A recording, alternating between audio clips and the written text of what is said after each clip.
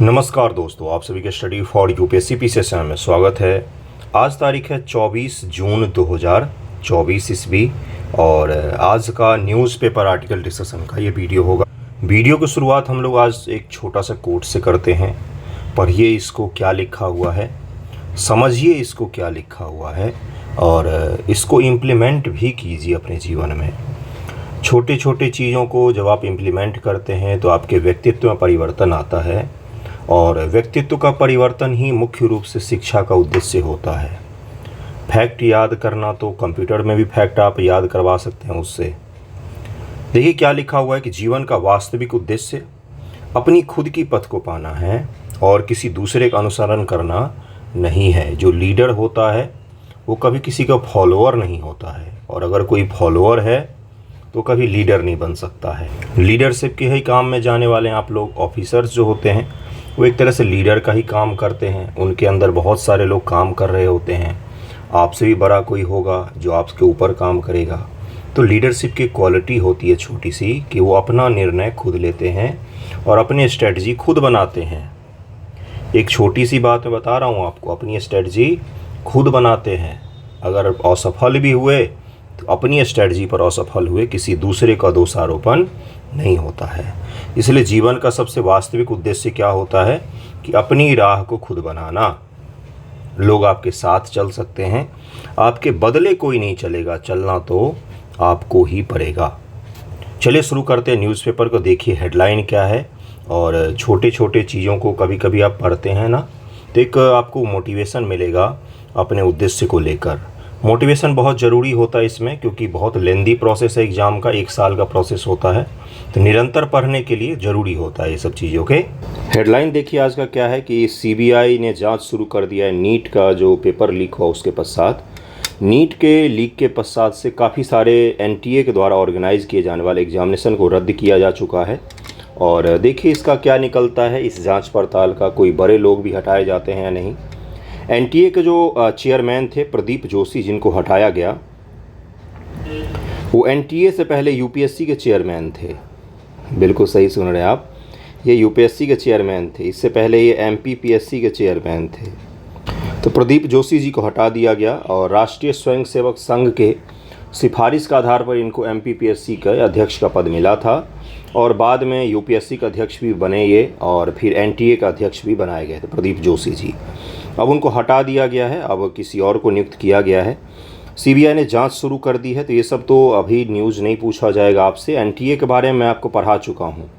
NTA के बारे में पिछले वीडियो मैंने आपको समझा दिया था कि कब इसका गठन हुआ, किस एक्ट के द्वारा इसको रजिस्टर किया गया। 1861 एक्ट के द्वारा रजिस्टर किया गया है। इसकी संरचना क्या है, कितने लोग इसमें होते हैं, किस तरह के लोग अपॉइंटमेंट किया जाता है, ये सब मैं आपको पढ़ा चुका हूँ। आज का जो अपना पहला न्यूज़ होगा वो होगा कि tribal affairs minister promise to look into forest clearance for 72,000 crore great Nicobar project. दरअसल में ग्रेट निकोबार जो है भारत के पास में 2 द्वीपों का समूह है। एक है अंडमान द्वीप का समूह, ये अगर भारत है तो इधर अंडमान है, और यहाँ पर आपको दिखेगा कौन सा, तो लक्षद्वीप का यहाँ पर दिखेगा। ये प्रवालों से बना हुआ है। लक्षद्वीप प्रवाल भित्तियों से निर्मित है, जबकि अंडमान निकोबार जो है अराकान योमा ये हिमालय की श्रेणी है जिसका विस्तार है अंडमान और निकोबार द्वीप समूह। बंगाल की खाड़ी में से अगर सारे पानी को आप हटा देंगे तो आपको हिमालय पर्वत की जैसे छोटी छोटी चोटियाँ दिखेंगी, पहाड़ दिखेंगे, और वही पहाड़ी है कौन सा, तो आपका अंडमान निकोबार।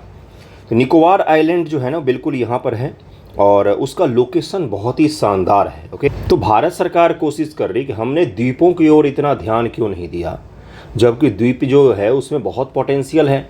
निकोबार आइलैंड को भारत सरकार पोर्ट ऑफ कॉल के तौर पर, एक बिजनेस हब के तौर पर, एक सिंगापुर के जैसे आइलैंड कंट्रीज़ को इस तरह से डेवलप करना चाहता है कि वहाँ पर खूब निवेश आए, खूब सारे प्रोजेक्ट लगें। स्ट्रेटजिक रूप से भी इम्पोर्टेंट है हमारे लिए वो। बंगाल की खाड़ी और भारत को सुरक्षित करने के लिए काफ़ी इम्पोर्टेंट है। स्टेट ऑफ मलक्का को ब्लॉक करने के लिए काफ़ी इम्पोर्टेंट है। तो वहाँ पर इन्वेस्टमेंट को बढ़ाया जाए, कंपनियाँ, फैक्ट्रियाँ, पर्यटन, मिलिट्री, सब कुछ वहाँ पर इम्प्लीमेंट किया जाए। इसी को लेकर ग्रेट निकोबार प्रोजेक्ट चल रहा है लेकिन उसको लेकर सवाल खड़े किए जा रहे हैं। वहाँ के जनजातीय लोगों ने भी प्रदर्शन किया था। फॉरेस्ट क्लियरेंस को लेकर इन्वायरमेंट एक्टिविस्ट वगैरह ने भी सवाल उठाना शुरू कर दिया। यही होता है लोकतांत्रिक प्रोसेस, जिसमें आप किसी भी चीज़ का विरोध करते हैं, फिर उस पर जांच पड़ताल होती है, फिर सबसे अच्छे तरीके को निकाला जाता है। लोकतंत्र में डिबेट इसीलिए आवश्यक होता है क्योंकि जब डिबेट आप होते हैं, डिबेट कहीं पर भी होता है, तो उसमें सबसे बेस्ट वे निकलता है किसी चीज़ को करने का। तो ट्राइबल मिनिस्टर हैं जुअल ओरम, इन्होंने बोला है कि हम देखेंगे कि भाई क्या है इसमें क्या नहीं। इन्होंने जो बोला है उसके आधार पर आज हम लोग ग्रेट निकोबार प्रोजेक्ट को डिटेल में समझेंगे।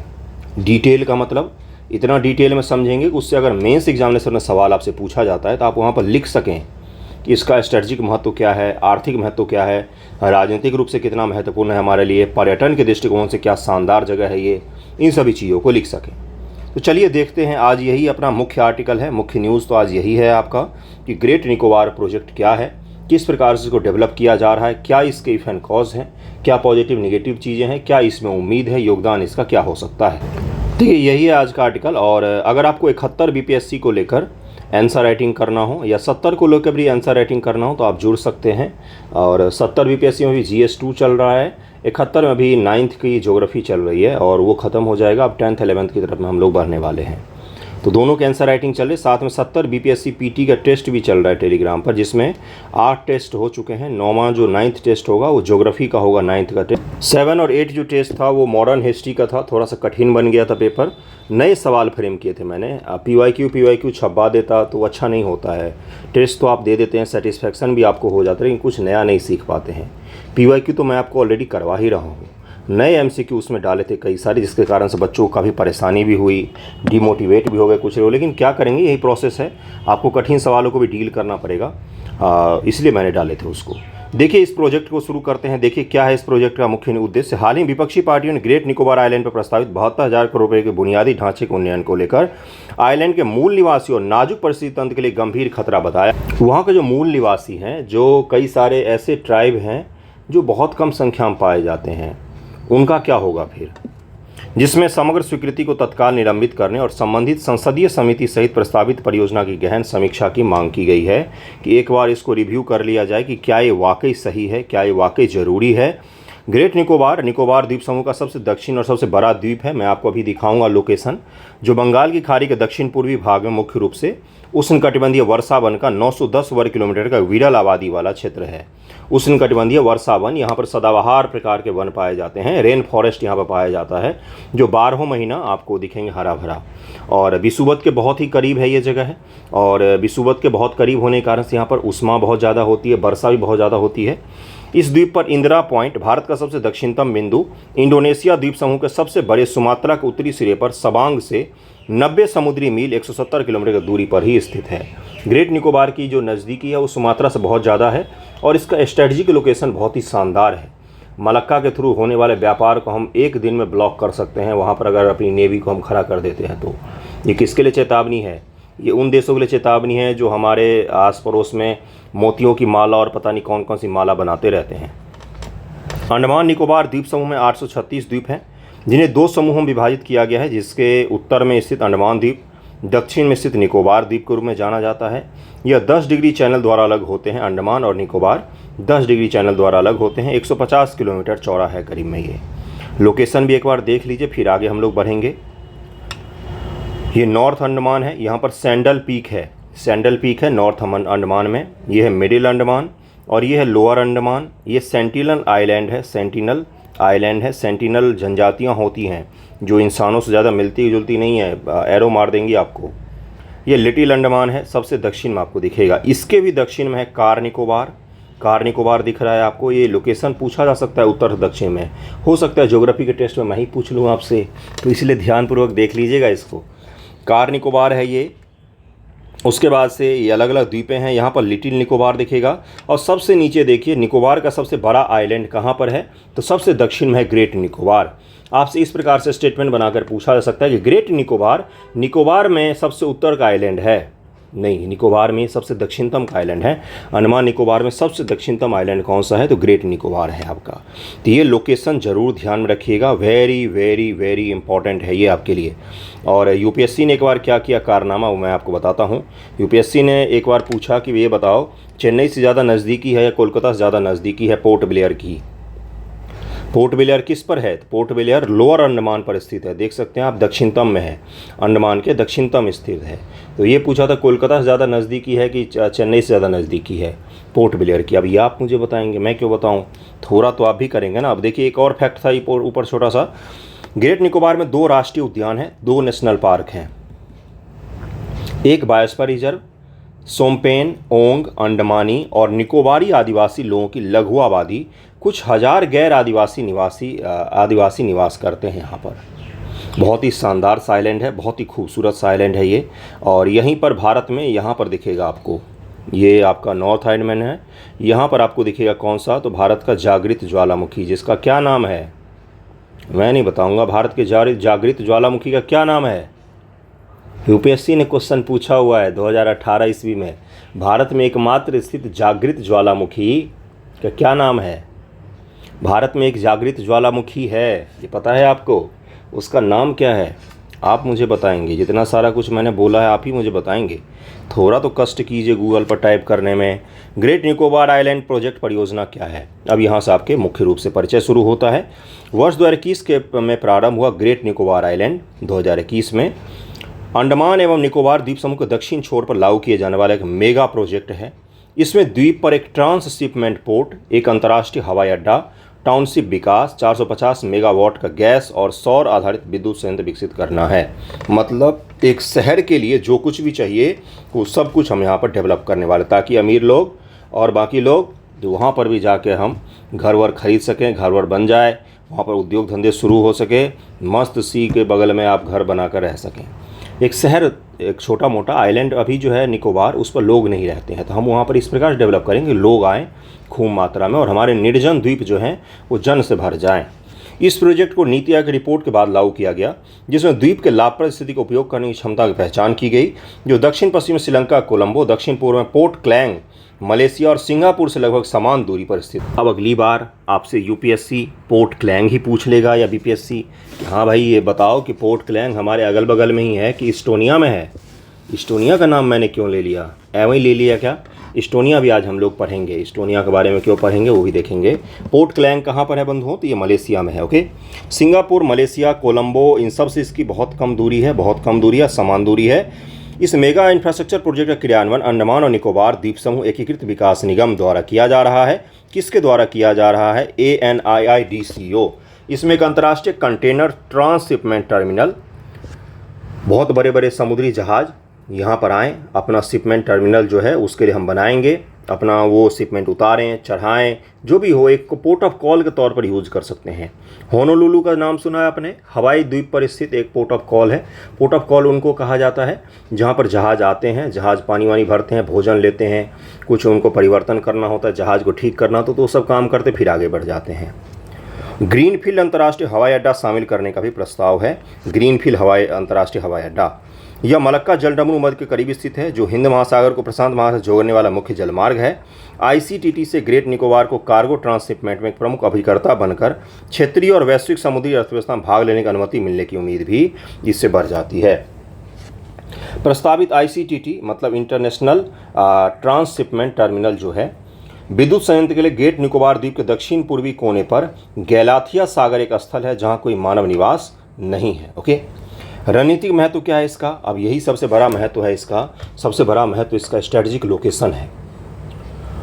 स्ट्रेटजिक इंपॉर्टेंस इसका बहुत ज़्यादा है। आज हो सकता है करंट अफेयर में यही लिखवा लूँ आप लोगों से, क्योंकि ये बहुत इंपॉर्टेंट है और पीटी के लिए भी इंपॉर्टेंट है इसके टर्मिनोलॉजी जो आपको दिख रहे हैं। इस उन्नयन का उद्देश्य अतिरिक्त सैन्य बलों, अधिक बड़े युद्धपोतों, विमानों, मिसाइल बैटरियों तथा सैनिकों की तैनाती को सुविधाजनक बनाना है। इस पर द्वीप समूह के आसपास के संपूर्ण क्षेत्र की कड़ी निगरानी एवं ग्रेट निकोबार में एक सुव्यवस्थित सैन्य निरोधक क्षमता का निर्माण करना है। भारत की राष्ट्रीय सुरक्षा के लिए अत्यंत महत्वपूर्ण है। और आपको पता होगा अंडमान निकोबार में ट्राई सर्विस का पहला कमांड कहाँ पर स्थापित किया गया है? तीनों सर्विस का मिलाकर तो अंडमान निकोबार में ही स्थापित किया गया है भारत का ट्राई सर्विस कमांड। यह द्वीप मलक्का जलडमरू मध्य के निकट है, जो हिंद महासागर और प्रशांत महासागर से जोड़ने वाला मुख्य जलमार्ग है। साथ ही आईसीटीटी से यह आशा की जाती है कि ग्रेट निकोबार को कार्गो ट्रांसशिपमेंट में एक प्रमुख अभिकर्ता बनकर क्षेत्रीय अर्थव्यवस्था में बहुत ज़्यादा योगदान दे सकता है। बंगाल की खाड़ी, हिंद महासागर भारत के सामरिक सुरक्षा हेतु के लिए अत्यंत महत्वपूर्ण है और उसमें भी चीन की आजकल दखल जो है बढ़ रही है। चीन यहाँ के बगल में ही बैठा हुआ है। यहाँ पर एक कोको आइलैंड था जिसमें म्यांमार का है, जो चीन को दे दिया उन्होंने। तो इसके कारण से भी ये काफ़ी चर्चा में है और हमें यहाँ पर बनाना ही पड़ेगा। क्यों? क्योंकि हमने आज तक इग्नोर किया है। अगर हमने आज़ादी के पश्चात से लक्षद्वीप और अंडमान को विकसित किया होता तो यकीन मानिए आज सिंगापुर जैसे शहर बन ही नहीं पाते, अंडमान बन जाता वैसा, है ना। और ये जो मालदीव टूरिज़्म के नाम पर हमें धौंस दिखाता है, उससे खूबसूरत आइलैंड है हमारे पास में। तो ये हमने मिस किया अपॉर्चुनिटी। बाद में हमने पहचाना है इसके महत्व को कि ये केवल और केवल जनजातीय लोगों के लिए नहीं है, राष्ट्रीय सुरक्षा के लिए नहीं है, बल्कि आर्थिक दृष्टिकोण से बहुत ही ज़्यादा ये हमारे लिए महत्व के हैं। इनको हमने आज तक कैसे नहीं किया, इनका हमने कुछ किया ही नहीं, ऐसे ही बस रहने दिया। भारत विशेष रूप से इस बात से चिंतित है कि चीन हिंद प्रशांत क्षेत्र, मलक्का, सुंडा, लोम्बोक, जलडमरू मध्य जैसे महत्वपूर्ण अवरोधक बिंदुओं पर अपनी नौसेना का विकास कर रहा है, तो हम भी करेंगे। इसके अतिरिक्त चीन कोको द्वीप समूह पर एक सैन्य केंद्र का निर्माण कर इस क्षेत्र में अपना प्रभाव बढ़ाने का प्रयास कर रहा है, जो भारत का अंडमान निकोबार द्वीप समूह से केवल 55 किलोमीटर उत्तर में स्थित है। कोको आइलैंड म्यांमार का है, लेकिन म्यांमार ने इसको चीन को दे दिया और चीन ने इस पर सैन्य बेस वगैरह बना लिया। सोचिए हमारे कितने करीब में सेना का बेस बनाया किसने? PLA ने, पीपुल्स लिबरेशन आर्मी। वैसे कभी आपने सोचा एक चीज़ नहीं सोचा होगा, आज मैं सोचवाता हूँ आपको, मेरा काम ही आपको सोचवाना। भारत की आर्मी को क्या बोला जाता है? Indian army. क्या बोला जाता है? Indian army. पाक आर्मी, है ना, अमेरिकन फोर्सेज। चीन की आर्मी को चीन की आर्मी क्यों नहीं बोलते? उसको PLA क्यों कहा जाता है? पीपुल लिबरेशन आर्मी क्यों कहा जाता है? चाइना आर्मी कभी आपने नाम सुना है? नहीं, कभी नहीं सुना होगा। PLA सब जगह लिखा जाता है। क्यों लिखा जाता है? क्योंकि वो जो आर्मी है वो देश की नहीं है। आज आपको शौक न लग जाए, पीपुल्स लिबरेशन आर्मी चीन की आर्मी नहीं है, वो चीन की जो पार्टी है, कम्युनिस्ट पार्टी, उसकी सेना है वो। इसीलिए वहाँ के आर्मी को कभी चाइनीज़ आर्मी नहीं कहा जाता, उसको पीपुल लिबरेशन आर्मी कहा जाता है। वो उस पार्टी के प्रति राजभक्त होते हैं और उस पार्टी की रक्षा के लिए भी वो तत्पर होते हैं। पीपुल्स लिबरेशन आर्मी इसीलिए उनको नाम दिया जाता है। जैसे आप बाकी देशों का सुनेंगे, उस देश की आर्मी होती है, वहाँ पार्टी की आर्मी चलती है, वन पार्टी गवर्नमेंट है, इस कारण से। चलिए आगे बढ़ते हैं। इससे भारत के लिए चिंता उत्पन्न होती है क्योंकि अंडमान और निकोबार द्वीप समूह इस क्षेत्र में भारत की समुद्री सुरक्षा के लिए रणनीतिक रूप से अत्यधिक महत्वपूर्ण है। चिंताएं क्या हैं? स्थानीय जनजातियों पर प्रभाव पड़ेगा, तो ठीक है, PVTG में शामिल हैं, इन जनजातियों का भी ध्यान रखना चाहिए हमें, लेकिन इन जनजातियों को मुख्य धारा में शामिल करना चाहिए, या वो जहाँ पर रह रहे उनको उसी स्थिति में अच्छे तरीके से रहने देना चाहिए, कुछ आर्थिक मदद भी करना चाहिए। ठीक है, ये तो पहला चुनौती है ही। इसके अतिरिक्त यह परियोजना वन अधिकार अधिनियम 2006 का भी उल्लंघन करती है, जो सोमपेन को जनजाति समूह की सुरक्षा, संरक्षण, विनिमय और प्रबंधन के एकमात्र कानूनी रूप से सशक्त प्राधिकारी मानता है। तो ठीक है, अब 2-4 लॉ टूट रहे हैं, लेकिन इससे कोई रास्ता तो ज़रूर निकाला जाना चाहिए। द्वीप के पारिस्थितिक तंत्र के लिए खतरा है ये, इकोलॉजी पर तो थोड़ा प्रभाव पड़ेगा ही, लेकिन भारत सरकार ने बोला कि हम ग्रीन प्रोजेक्ट तरह के अवधारणा पर बनाएंगे इसको, ताकि नष्ट ना हो। ठीक है, इकोलॉजी पर भी नुकसान पहुंचेगा, प्रवाल भित्तियां वगैरह कई सारे नष्ट होंगे, 10 लाख के करीब वृक्ष काटे जाएंगे, जिसका प्रभाव स्थानीय समुद्री परिस्थितियों पर पड़ेगा। साथ ही गैलेथिया खाड़ी क्षेत्र में घोंसला बनाने वाले स्थानीय निकोबार मेगापोड पक्षी और लेदरबैक कछुओं के लिए भी खतरा उत्पन्न कर सकता है ये। अब आपसे अगली बार पूछेगा कि मेगापोड पक्षी भारत के किस क्षेत्र में रहती है? हाल ही में चर्चा में रही मेगापोड पक्षी भारत के किस क्षेत्रों में पाई जाती है? प्रमुख रूप से गैलेथिया की खाड़ी कहाँ पर है? घोंसला बनाने वाली स्थानीय निकोबारी पक्षी मेगापोड पक्षी कहलाती है। आई होप आप याद रखेंगे, इसके महत्व को समझेंगे द्वीप की परिस्थिति के लिए खतरा है ये द्वीप की परिस्थिति के लिए खतरा है। यह आशंका है कि बंदरगाह परियोजना स्थानीय समुद्री परिस्थितियों पर प्रभाव डालते हुए प्रवाल भित्तियों को नष्ट कर देगा। गैलेथिया खाड़ी में घोंसला बनाने वाले इन सब जो जीव जंतु हैं उनको नुकसान पहुंचाएगा। जीएनआई के भूभाग का लगभग 15% और यह राष्ट्रीय और वैश्विक स्तर पर अद्वितीय वर्षा वन पारिस्थितिकी तंत्र में देश के सबसे बड़े वन क्षेत्रों में से एक है। और चूंकि जो वन का विनाश किया जाएगा, जो वन काटे जाएंगे, वो वर्षा वन है। वर्षा वन का बड़ा महत्व होता है, ऑक्सीजन उत्पन्न करने के लिए बहुत ज़्यादा उनका महत्व होता है। अगला है कि ये जो इलाका है ये प्राकृतिक रूप से आपदाग्रस्त इलाकों में से एक आता है, जिससे सुनामी 2004 की सुनामी याद होगा आपको। 2004 की सुनामी आपको याद होगा। न्यूज़पेपर दैनिक जागरण में पढ़ा होगा तो याद होगा, फ्रंट पेज पर आता था, इतने लोग मरे इंडोनेशिया में, इतने भारत में। तो और भूकंप और सुनामी के कारण से काफ़ी सुभेद्य है ये इलाका, और उसके कारण भी यहाँ पर चिंताएं पैदा हो रही है। पर्याप्त परामर्श का अभाव है। स्थानीय प्रशासन पर कानूनी आवश्यकताओं के अनुसार गेट और लिटिल निकोबार द्वीप समूह के जनजातीय परिषद से पर्याप्त परामर्श नहीं करने का आरोप लगाया गया है। एनजीटी ने राष्ट्रीय हरित अधिकरण ने परियोजना को दी गई पर्यावरण वन मंजूरी में हस्तक्षेप करने से इनकार कर दिया है। हालांकि ट्रिब्यूनल ने आदेश दिया है कि मंजूरी और विचार करने के लिए उच्च शक्ति समिति गठन किया जाना चाहिए। तो चिंताएं बता दी है, महत्व बता दिया है, और आज इसी सवाल पूछा जाएगा। एक चीज़ मैंने नहीं बताया है, वो है समाधान आपको सोचना पड़ेगा। चिंता तो मैंने बताया है, महत्व भी बताया है। समाधान ज़रा सोचिएगा कि क्या हो सकता है। सोचिए, बैठकर लिखिए, 2-4 पॉइंट लिखिए समाधान कि इसका क्या समाधान हो सकता है। हेडिंग बने समाधान, पहला पॉइंट, दूसरा पॉइंट, तीसरा पॉइंट लिखिए ज़रा, ठीक है। चलिए नेक्स्ट टॉपिक पर चलते हैं। अगला जो टॉपिक है ये आपके पीटी के लिए काफ़ी महत्वपूर्ण हो सकता है, और ये अभी लॉ बना नहीं, अब इसका ड्राफ्ट ही आया है। यूरोपियन यूनियन का है ये कानून। यूरोपियन यूनियन के जब कोई कानून वगैरह बनते हैं तो वो पूछा जाता है आप लोगों से। क्यों पूछा जाता है आई डोंट नो, क्या पता हमारे किसी कानून को वो लोग डिस्कस करते होंगे क्या अपने एग्जामिनेशन में, ठीक है। लेकिन दुनिया का वर्ल्ड व्यू समझने के लिए कि दुनिया में क्या हो रहा है क्या नहीं, हमें हर जगह के बारे में जानकारी बेसिक तो होनी चाहिए। यूरोपियन यूनियन नामक एक संस्था है जो यूरोप में काम करती है, यूरोप को एकीकृत करती है। वो सांस्कृतिक रूप से, कल्चरल रूप से, पॉलिटिकल रूप से, इकोनॉमिक रूप से यूरोपियन यूनियन काफ़ी पावरफुल बॉडी मानी जाती है, क्योंकि यूरोप को एक करने के पश्चात अच्छा खासा मार्केट बना लेती है, और वहाँ के लोगों की परचेजिंग पावर भी अच्छी खासी है। मार्केट बड़े होने के कारण कई सारे डोमिनेटिंग नागरिक के लिए फैसले भी लेती है, जिससे बड़ी बड़ी कंपनियों को और मनमाना तरीके से कई बार रोक भी लगाती है। जैसे कार्बन टैक्स का नाम सुना होगा आपने। कार्बन टैक्स के माध्यम से बाहर की चीज़ों को कंट्रोल करना, पर्यावरण के नाम पर कि पर्यावरण हितैषी प्रोडक्ट ही आएंगे यूरोपियन यूनियन में, उसके नाम पर कंट्रोल करना। उसी तरह का अब एक नया आया है। नया क्या आया है? European Union chat control law undermining online privacy. अब देखिए, इसमें एक शब्द है जिसका मैं यूज नहीं कर सकता, जो मैं बोल नहीं सकता। क्यों नहीं बोल सकता? हेजिटेशन के कारण नहीं। अगर मैं ये शब्द बोल दूंगा ना तो यूट्यूब फिर इस वीडियो को 1 घंटे तक चेक करेगा, और फिर वीडियो पता चला 2 बजे में अपलोड हो रहा है। इस शब्द को ज़रा पढ़िए, यहाँ पर क्या लिखा हुआ है ना। अगर कोई आदमी इन सब चीज़ों से रिलेटेड चैट कर रहा है जिसमें इस तरह की चीज़ें शामिल हैं, तो उस चैट को यूरोपियन यूनियन आसानी से पढ़ सकता है। नो मैटर वो चैट आप व्हाट्सएप पे कर रहे हैं, किसी और ऐप पर कर रहे हैं, आपकी प्राइवेसी का इसमें ध्यान नहीं रखा जाएगा।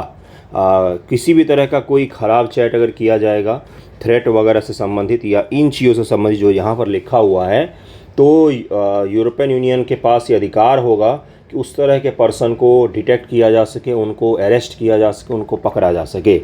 मेरे हिसाब से एक बेहद शानदार कानून है। प्राइवेसी की ऐसी की तैसी, इस तरह के कृत्य वाले इंसानों को किसी भी माध्यम से ज़रूर पकड़ना चाहिए। और यूरोपियन यूनियन से जुड़ा हुआ यूपीएससी ने इस बार भी एक सवाल पूछा है।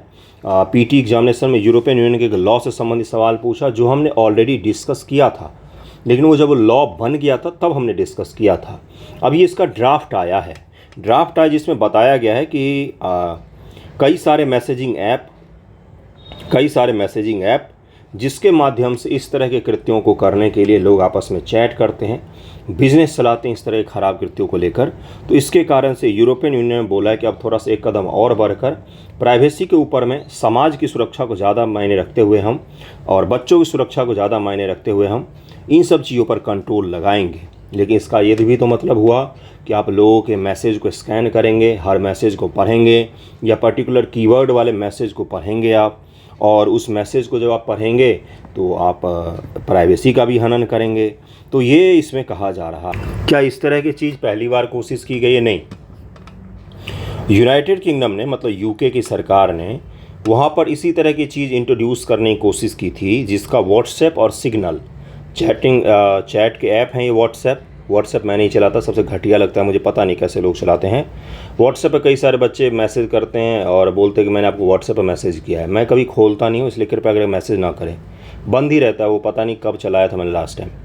तो अपना चैनल का व्हाट्सएप ज़रूर है, वो भी कम एक्टिवेट रहता है। तो जहाँ भी मैसेज करें कोशिश करें टेलीग्राम इंस्टाग्राम पर कीजिए। आ जाइए यहाँ पर। व्हाट्सएप और सिग्नल ने बोला कि हम आपके देश छोड़ देंगे अगर आपने इस तरह के चैट वाले इम्प्लीमेंट किए लॉ। तो इसके कारण से यूके गवर्नमेंट ने अपने एक्ट पर होल्ड लगा दिया, अपने एक्ट को लागू नहीं किया। क्या कंपनियां ने इस तरह की रिस्पॉन्सिबिलिटी उठाई है? ध्यान से सुनिएगा मेरी बातों को, मैं कोई इधर उधर की बात नहीं कर रहा हूँ। पूछा जाएगा आपसे ये सवाल आ गया है प्राइवेसी वर्सेज इथिक्स का। क्या ये जो बच्चों से जुड़ी हुई हरकतें हैं, क्या ये समाज में रहनी चाहिए? क्या प्राइवेसी को इसके ऊपर महत्व देना चाहिए? दुनिया की किसी भी प्राइवेसी को इसके ऊपर महत्व नहीं देना चाहिए। कोई भी हो, नो मैटर क्या भी हो, किसी का फ़ोटो हो, कुछ भी हो, उनको तत्काल रूप से अरेस्ट करना चाहिए। तो प्राइवेसी की ऐसी की तैसी, इसलिए मैंने शुरुआत में बोला था। एप्पल ने एक शानदार काम किया। एप्पल जो कंपनी है उसने शानदार काम किया। फ़ोन उसके महंगे होते हैं क्योंकि उसमें क्वालिटी होती है गुरु। मैं यूज़ नहीं करता, मुझे पसंद नहीं, लेकिन मुझे पता है उसमें क्या क्वालिटी है। एप्पल ने न्यूरल हैश नामक एक सॉफ्टवेयर यूज किया एप्पल ने, जो क्या करता है, आई क्लाउड क्या होता है बंधुओं? ये एप्पल की सर्विस है, ऑनलाइन क्लाउड बेस। जैसे एप्पल के गूगल फोटोज़ होता है ना, जिसमें आपके फ़ोटो जाके सेव हो जाते हैं, उसी प्रकार से एप्पल के म्यूज़िक और वीडियो फोटोज़ के लिए आई क्लाउड सर्विस है। जो आई क्लाउड किसी भी डिवाइस का हो उसको स्कैन कर लेती है और उसमें CSAM, बच्चों से जुड़े हुए अगर कोई ख़राब उसमें फ़ोटोज़ हैं, वीडियोज़ हैं या फिर कुछ भी है, तो उसको स्कैन करके तुरंत इन्फॉर्म कर देती है। तो ये काम एप्पल करती है किसके द्वारा? तो न्यूरल हैश के द्वारा। और ये बेहद ज़रूरी काम है, कंपनी अपना रिस्पॉन्सिबिलिटी निभा रही है। तो यूरोपियन यूनियन इस तरह की लॉ लाने की कोशिश कर रही है। देखिए लाती है तो फिर क्या मसला है, भारत सरकार को भी लाना चाहिए इस तरह के कानून। भारत में डेटा प्रोटेक्शन को लेकर एक कठोर कानून बनाए जाने की आवश्यकता है। जस्टिस श्री कृष्ण समिति की रिपोर्ट भी दे दी गई थी, लेकिन फिर भी अभी तक कोई मजबूत कानून नहीं बना है, बनना ही चाहिए। तो ज़रा इसको ध्यान में रखिएगा कि क्या ध्यान में रखना है, न्यूरल हैश को ध्यान में रखिएगा किससे जुड़ा हुआ है। और European Union chat control law ला रही है ये, इसके बारे में भी ध्यान रखिए। बाकी लॉ पास होने दीजिए, अभी तो ड्राफ्ट बना है, तो हम लोग इसको और डिटेल में डिस्कस करेंगे। फिलहाल चलते हैं नेक्स्ट टॉपिक पर। नेक्स्ट टॉपिक देखिए क्या, देखिए आपसे पीटी में पूछा जा सकता है कि हाल ही में किस देश ने लॉजिस्टिक एग्रीमेंट को भारत के साथ में हरी झंडी दे दी है। और ये साइन किया गया था तो काफ़ी पहले, लेकिन अब उसको क्या कर दिया गया है, तो रूस के द्वारा भी अपना लिया गया, अब ये लागू हो गया है। इसमें क्या क्या इंक्लूड होगा, तो इसमें देखिए यहाँ पर लिखा हुआ कि इसमें सैनिकों से संबंधित चीज़ें, वेपन्स, मिलिट्री गियर और आपदा के समय में एक दूसरे की मदद करना, एक दूसरे के बेस का उपयोग करना। मतलब लॉजिस्टिक का मतलब होता है एक दूसरे के जो संसाधन है उसका उपयोग करना, एक दूसरे के संसाधन का आदान प्रदान करना, सप्लाई करना, मिलिट्री से जुड़ा हुआ चीज़ हो या फिर किसी और चीज़ से जुड़ा हुआ सामान, साजो सामान हो, उसका आयात निर्यात करना। तो इसको लेकर हमने साइन जो किया था रूस के साथ में, अब उसको फाइनलाइज कर दिया गया, रूस भी उस पर मान गया है, अब इसको लागू कर दिया गया। भारत ने इस तरह के एग्रीमेंट US के साथ भी किया हुआ है कि आपदा के समय हम आपके बेस वगैरह यूज कर सकते हैं, आप भी हमारे कर सकते हैं, और सामान का आयात निर्यात कर सकते हैं, आपदा के समय में भी कर सकते हैं। इस तरह का हमने US के साथ भी किया हुआ है। और रूस के साथ में हमने 2021 में जो 2+2 डायलॉग हमने किया था, उस दौरान इस पैक्ट को साइन किया था, लेकिन रूस ने भी अब इसको फाइनलाइज कर दिया है। तो आपसे ये पूछा जा सकता है कि हाल ही में भारत ने लॉजिस्टिक एग्रीमेंट किस देश के साथ में साइन किया है। तो दरअसल साइन तो हमने 2021 में ही किया था, लेकिन उसको फाइनलाइज किया गया, लागू किया गया है अब, और ये रूस के साथ हमने किया है। ओके, तो ये छोटा सा टॉपिक है, पीटी के लिए आपके लिए इंपॉर्टेंट हो सकता है, और इसको ध्यान में रखिएगा, इसको ध्यान में रखिएगा। देखिए यहाँ पर क्या लिखा हुआ है, इस एग्रीमेंट का पूरा नाम reciprocal exchange of logistic agreement, RELOS, ये एग्रीमेंट का नाम है। इस तरह के शब्दावली भी पूछ सकता है कि हाल ही में भारत द्वारा RELOS नामक agreement, reciprocal exchange of logistic agreement किसके साथ साइन किया गया है? तो रूस के साथ में साइन किया गया है, रूस के साथ में साइन किया गया है। नेक्स्ट टॉपिक पर चलते। नेक्स्ट टॉपिक बड़ा ही अद्भुत सा है। Pushpak ISRO's reusable launch vehicle clear test. इसने सारे टेस्ट को क्लियर कर लिया, पीटी मेंस इंटरव्यू सब पास कर गया पुष्पक। छोटा सा है लेकिन बहुत ही शानदार काम आने वाला है। इसको क्या कहा जाता है? इसको कहा जाता है RSLV, reusable satellite launch vehicle होगा एक तरह से, या लॉन्च व्हीकल भी कहा जा सकता है इसको। RLV रीयूजेबल लॉन्च व्हीकल कहा जा रहा है। एस हटा दीजिए, इसमें से सैटेलाइट हटा दीजिए, इसमें RLV इसको कहा जा रहा है। ये बड़ा ही एक महत्वाकांक्षी प्रोजेक्ट था इसरो का, जिसके तहत आने वाले जो हमारे लॉन्च वगैरह होंगे उनकी कॉस्ट में थोड़ी सी कमी आ सकती है, क्योंकि हम बार बार रीयूज कर सकेंगे इसको। इससे पहले भी पुष्पक को टेस्ट किया गया था, अब फिर से इसको टेस्ट किया गया और सारे पैमानों पर ये खरा उतरा है। बहुत ही सस्ता सा डिज़ाइन है, ये भी ध्यान में रखिएगा इसको कि बहुत कम पैसा में इसरो ने इसको डेवलप किया है। जितने दुनिया भर के अलग अलग देशों के पास में, जैसे अमेरिका के पास में भी है, चीन के पास में भी इस तरह की तकनीक है, लेकिन उनके यहाँ पर कॉस्ट इफ़ेक्टिव नहीं था। ये काफ़ी ज़्यादा कॉस्ट इफ़ेक्टिव भी है और काफ़ी ज़्यादा अभी तक रिलायबल भी हुआ है जितने टेस्ट किए गए हैं उसमें। अब जब इसको वास्तविक रूप से उतारा जाएगा तब देखेंगे कि इसकी क्या कमियां रह जाती हैं या बिल्कुल खरा उतरता है, लेकिन वर्तमान में तो ये सारे के सारे टेस्ट पास कर चुका है। इसके बारे में थोड़ा सा डिटेल में हम लोग देखते हैं, क्योंकि पीटी में ये स्टेटमेंट बनाकर पूछा जा सकता है। ओके, देखिए क्या है इसके बारे में मुख्य। यही है ये पुष्पक, शानदार लग रहा है देखने में, छोटा सा ही है लेकिन कार के आकार का है, लेकिन काफ़ी शानदार है ये। इसका परीक्षण कर्नाटक के चित्रदुर्ग में वैमानिक परीक्षण रेंज में किया गया है। यह इसरो के RLV लैंडिंग प्रयोग की दूसरी श्रृंखला थी, अब तो तीसरी भी हो गई है। यह यान RLV यानी कि रीयूजेबल लॉन्च व्हीकल, RSLV नहीं है, RLV मैंने S बोल दिया था गलती, सैटेलाइट लगा दिया था, RLV है मात्र। उच्च गति लैंडिंग स्थितियों प्रयोग के लिए सक्षम है। इसमें RLV LEX-01 के प्रयोग में की गई सभी उड़ान प्रणाली को उचित प्रमाणीकरण मंजूर के बाद RLV LEX-2 में भी किया गया और LEX-3 भी सक्सेसफुल हो गया है। कल जो परफॉर्म हुआ है वो RLV LEX-3 था। ओके, इस मिशन को विक्रम साराभाई अंतरिक्ष केंद्र ने liquid proportional system centre LPSC और इसरो इनर्शियल सिस्टम यूनिट के साथ मिलकर पूरा किया है। किनके साथ? तो विक्रम साराभाई अंतरिक्ष स्टेशन जो है उसने इन दो और एजेंसियों के साथ मिलकर इसको परफॉर्म किया है। ये एक ऑटोमेटेड रीयूजेबल लॉन्च व्हीकल है और देख ही सकते इसको कितना शानदार सा दिख रहा है। इस विमान का नाम भगवान राम द्वारा श्रीलंका से अयोध्या लौटते समय उपयोग किए जाने वाले पुष्पक विमान के नाम पर रखा गया था। ये खास तरह का स्पेस शटल है जो पूरी तरह से स्वदेशी है, 100% इंडिजिनस है। ये जो स्वायत्त रूप से नेविगेट करने और रनवे पर सटीकता के साथ लैंडिंग करने में भी सक्षम है। और इसकी विशेषता क्या है? देखिए इसकी कुछ विशेषताएं। इसका उपयोग अंतरिक्ष में सैटेलाइट वो कार्गो को ले जाने वाले, कार्गो का मतलब होता है अगर हम भविष्य में कभी 2036 का हमने रखा है कि इंटरनेशनल स्पेस स्टेशन हम बनाएं अपना भारत, तो भारत जब स्पेस स्टेशन बनाएगा तो उसके लिए लॉजिस्टिक कार्गो चाहिए होगा। कार्गो का मतलब वहाँ पर जो लोग रहेंगे उनके लिए खाना पीना या कोई सामान, कोई टेस्टिंग का चीज़, कुछ भी इक्विपमेंट वगैरह, कार्गो।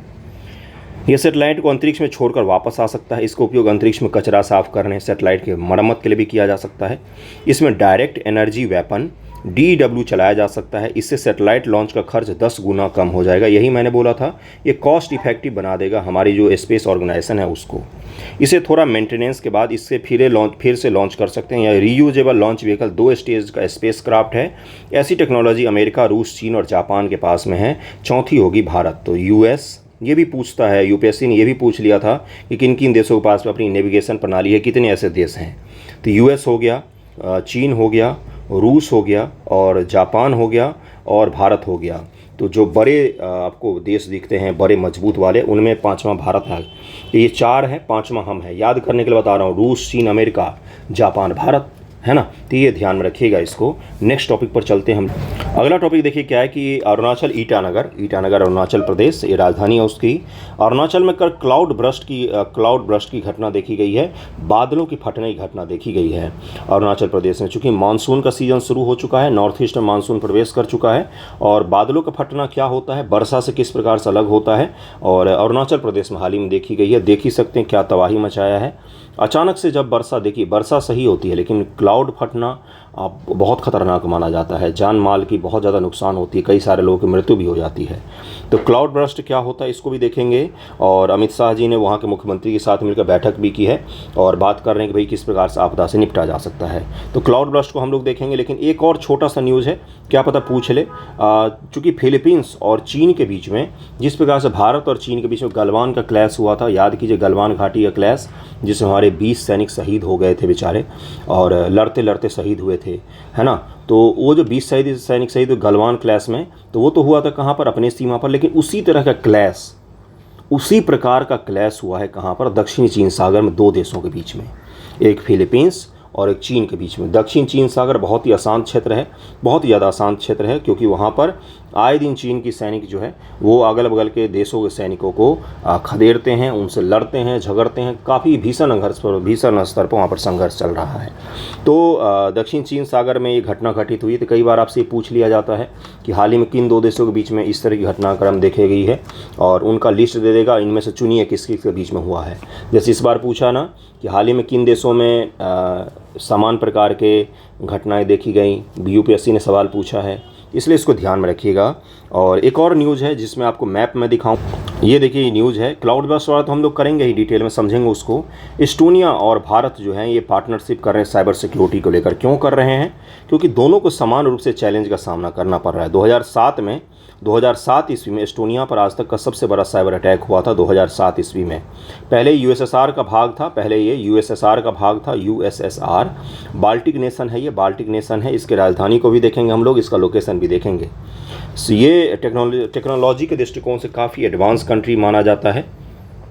भारत जो है एस्टोनिया के साथ में मिलकर साइबर सिक्योरिटी इंफ्रास्ट्रक्चर जो है वो बनाने जा रहा है। और क्यों बनाने जा रहा है?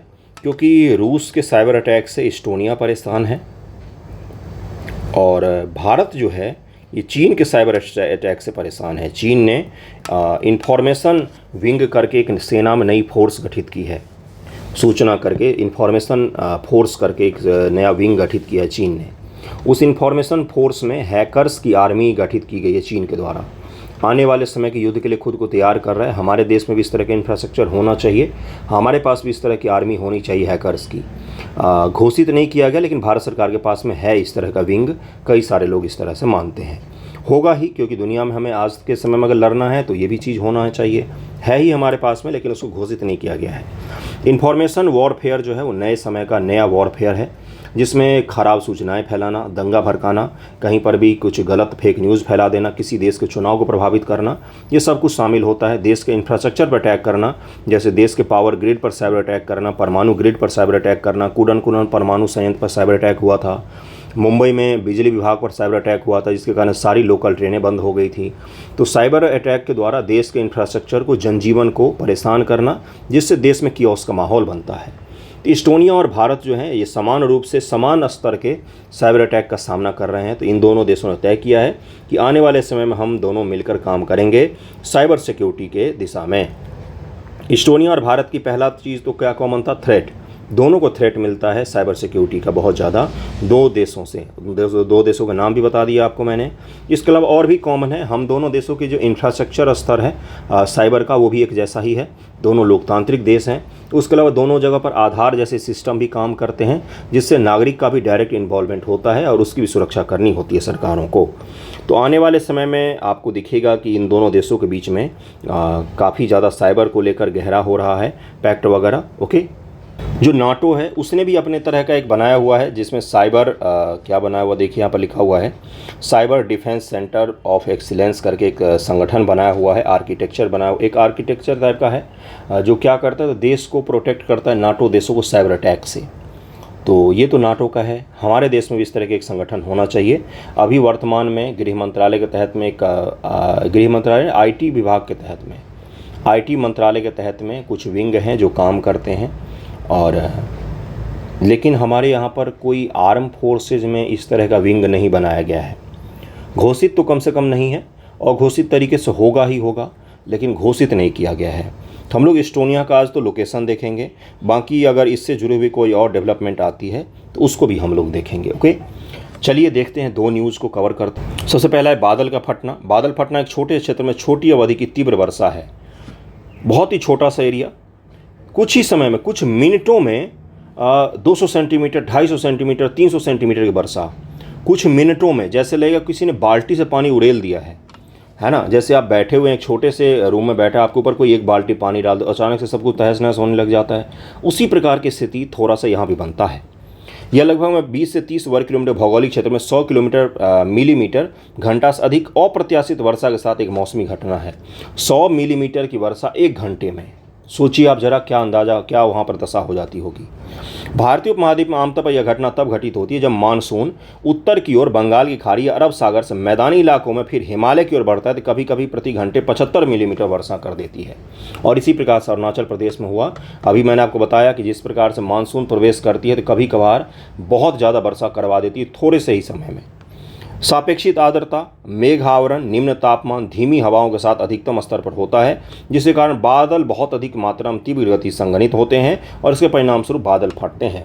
निम्न तापमान बताया गया था। निम्न तापमान कहाँ पर होगा, तो हिमालयन रेंज में होगा, हिमालय के रेंज में होगा। इसीलिए आपको मैदानी भागों में बादल फटने की घटना तुलनात्मक रूप से कंपैरेटिवली कम देखा जाता है। जैसे उत्तराखंड में देखा जाएगा, हिमाचल में देखा जाएगा, अरुणाचल में देखा जाएगा। जैसे जैसे तापमान बढ़ता है वातावरण अधिक नमी धारण कर सकता है। यह नमी कम अवधि बहुत तीव्र वर्षा शायद आधे घंटे एक घंटे के लिए कारण बनती है, जिसके परिणामस्वरूप पहाड़ी क्षेत्रों में अचानक बाढ़ आ जाती है और शहरों में शहरी बाढ़ आ जाती है। बादल फटना वर्षा से भिन्न कैसे हैं? वर्षा बादलों से गिरने वाले संघनित जल है, जबकि बादल फटना अचानक भारी वर्षा का होना है। प्रति घंटे 100 मिलीमीटर से अधिक की वर्षा को बादल फटने के रूप में वर्गीकृत किया जाता है। कृपया करके 100 मिलीमीटर को ध्यान में रखें। आपसे वो दे देगा 250, 75 कि 75 मिलीमीटर से अधिक वर्षा कम समय में प्रति घंटे 75 मिलीमीटर से अधिक वर्षा को बादल फटना कहते हैं। आप भी खुशी खुशी मार देंगे हाँ सही है, लेकिन ये गलत होगा। 100 मिलीमीटर बहुत ही आसान है याद रखना, राउंड फिगर 100 मिलीमीटर एक घंटे में अगर वर्षा हो गई कहीं पर, उसको बादल फटना संकेत कह दिया जाता है। जलवायु परिवर्तन का प्रभाव होता है। कई अध्ययनों से पता चला है कि जलवायु परिवर्तन के कारण ये ज़्यादा होता है। 2021 में विश्व मौसम विज्ञान संगठन ने उल्लेख किया कि इस बात की 40% संभावना है कि आगामी 5 वर्षों में वार्षिक औसत वैश्विक तापमान अस्थायी रूप से पूर्व औद्योगिक स्तर से 1.5 डिग्री सेल्सियस से ऊपर पहुँच जाएगा, जिसके कारण से क्लाउड बर्स्ट जैसी घटनाएँ देखी जा सकती है। जो 1.5 डिग्री सेल्सियस है ना, 1.5 डिग्री सेल्सियस, ये ढोल है। इसको जहाँ तहाँ बजाते रहना है कि हमें पूर्व औद्योगिक स्तर से 1.5 डिग्री नहीं होने देना है, रोकना है। रोकने के नाम पर करना कुछ है ही नहीं। तो ये ध्यान रखिएगा। और परिणाम क्या होता है? Flash flood, landslide, mud flow, land caving, ये सब इसमें देखी जाती है। एक और मुख्य न्यूज़ था, इम्पोर्टेंट था आज के लिए, कौन सा था? देश की पहली लिथियम खादान छत्तीसगढ़ के कोरबा में इसको शुरू किया गया है। दरअसल में भारत के पास में लिथियम के कई सारे खादान हैं। जैसे आपको मिलेगा कहाँ, तो मणिपुर में, लेकिन मणिपुर में लोकल लोगों के विरोध के कारण से यहाँ पर खनन शुरू नहीं किया जा सका है। जम्मू कश्मीर में जो यहाँ पर आतंकवादी हमला हुआ है, रईसी का इलाका है शायद, वहाँ पर भी है, लेकिन वहाँ पर इन्वेस्टर हमें नहीं मिले, इस कारण से यहाँ पर भी खनन शुरू नहीं हो पाया है। कोरबा खान जो है, कोरबा कहाँ पर? छत्तीसगढ़ में। यहाँ पर ज़मीन के नीचे लिथियम के हमें निक्षेप पाए गए हैं और यहाँ पर देश की पहली लिथियम खान बनाया जा रहा है और वहाँ से खनन भी शुरू किया जा सकता है, जल्द ही शुरू किया जा रहा है। कहाँ से? कोरबा से। देखिए ज़रा ध्यानपूर्वक, ये पूछा जा सकता है। उसके बाद एस्टोनिया पर हम लोग चलेंगे। आज के ही न्यूज़पेपर में था कि भारत की पहली लिथियम खादान छत्तीसगढ़ कोरबा जिले के कटघोरा में खुलेगी। केंद्रीय खान मंत्रालय द्वारा की गई नीलामी में कटघोरा लिथियम ब्लॉक के लिए रिजर्व प्राइस 2% की वृद्धि के साथ 2% के विरुद्ध 76.05% रखा गया। देश में पहली बार लिथियम खादान खुलने जा रही है। यह खादान छत्तीसगढ़ कोरबा जिले में खोली जा रही है और 250 हेक्टेयर के क्षेत्र में लिथियम की हमें वहाँ पर निक्षेप मिले हैं। तो कृपया करके इसको ध्यान में रखिएगा। देश की पहली लिथियम खादान छत्तीसगढ़ कोरबा। आपसे जम्मू कश्मीर दे देगा, मणिपुर दे देगा। मणिपुर में भी है हमारे पास में, जम्मू कश्मीर में भी है, राजस्थान के कुछ इलाकों में भी है, लेकिन हम वहाँ पर शुरू नहीं कर पाए हैं, अभी भी शुरू नहीं कर पाए हैं। कटघोरा में खुला है पहला लिथियम खादान। छत्तीसगढ़ के कोरबा में लिथियम की पुष्टि के बाद से लगातार लिथियम खादान खुलने को लेकर कयास लगाए जा रहे हैं। 2024 का अंत तक पूरा कर लिया जाएगा माना जा रहा है, लेकिन शुरू भी अब हो जाएगा जल्द ही। कटघोरा और कश्मीर में लिथियम, और बता दें कि छत्तीसगढ़ के कटघोरा में पहला लिथियम प्लांट लगने के साथ ही कश्मीर के रियासी में भी लिथियम ब्लॉक की शुरुआत की जा रही है, लेकिन हमें वहाँ के लिए इन्वेस्टर नहीं मिल रहे हैं। बिल्कुल सही सुन रहे हैं आप, नीलामी की प्रक्रिया शुरू की लेकिन हमें वहाँ पर इन्वेस्टर्स नहीं मिल रहे हैं। तो कोरबा का ध्यान में रखिएगा, पूछा जाएगा आपसे पीटी में, एक सवाल मान लीजिए यहाँ से, है ना। देखिए अगला है इस्टोनिया। इस्टोनिया बहुत ही खूबसूरत सा है। टेलिन इसकी कैपिटल है। बाल्टिक नेशन में आता है ये। इस्टोनिया, लातविया, लिथुआनिया, इन तीनों को बाल्टिक नेशन कहा जाता है। इसकी सीमा रूस से लगती है और जलीय सीमा फिनलैंड से लगती है और लातविया से। स्थलीय सीमा दो ही देशों से लगती है। किन किन देशों से स्थलीय सीमा लगती है? तो एक रूस से लगती है और एक लातविया से इसकी स्थलीय सीमा लगती है, रूस और लातविया से। और टेलिन जो है ये एक इसका कैपिटल है और बहुत ही खूबसूरत सा देश है। इसका फ़ोटो देखिएगा, कभी एक जीवन मौका मिले तो यूरोप ज़रूर जाइए घूमने। कैसे जाएंगे, सरकारी नौकरी में ईमानदारी के पैसे से कोई यूरोप कैसे घूम सकता है, क्या आप भी बात कर रहे हो। ये बाल्टिक सी है, बाल्टिक सी के तट पर ही ये तीनों देश हैं। बाल्टिक सी के बारे में बहुत बार मैंने बताया है। इसके अगल बगल के देशों को ध्यान में रखिएगा, आपसे पूछा जा सकता है, बहुत ज़्यादा चर्चा में रहता है ये।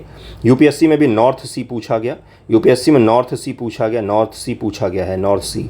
इसमें रूस और फिनलैंड को अगर आप अलग कर देते तो नॉर्थ सी का आंसर निकल कर आ रहा था। तो यूपीएससी में नॉर्थ सी पूछा है, आपसे बाल्टिक सी पूछा जाएगा, तो ध्यान रखिएगा, इसको ध्यान रखिएगा। आज का न्यूज़पेपर यहीं पर ख़त्म करते हैं। कुछ तो सीखा होगा आपने। थैंक यू सो मच आप सभी का।